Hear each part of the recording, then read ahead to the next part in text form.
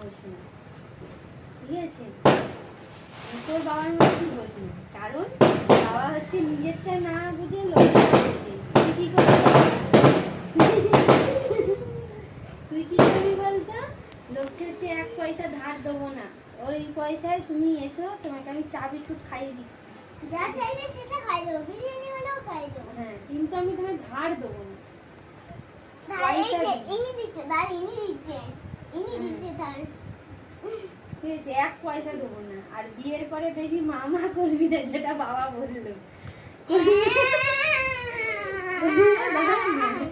করলে বউ ছেড়ে পালাবে। না না না, আর রান্না করবি না। ওকে খেতে দাও না। এবার থেকে বউ যাবে পালানোর সোচবে। বাচ্চা গেছে জিজ্ঞাসা করেছে,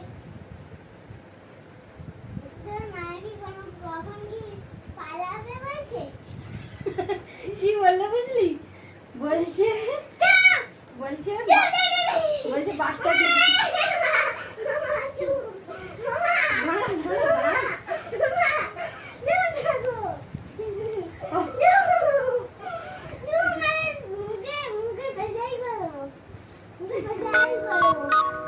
বাচ্চাকে সে জিজ্ঞাসা করে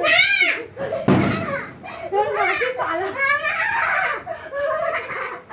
ওকে দেখ ওকে দেখ কিরকম করছে তুমি?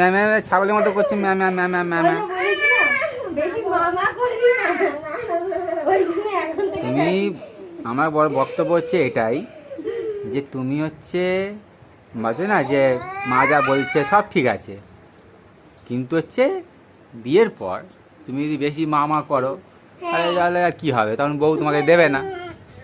আমি অন্য কাউকে খাবার দেওয়ার বললে আমি খালি খাবার রেখে যাবো। আর আমার জামা ছিঁড়ে নিলাম,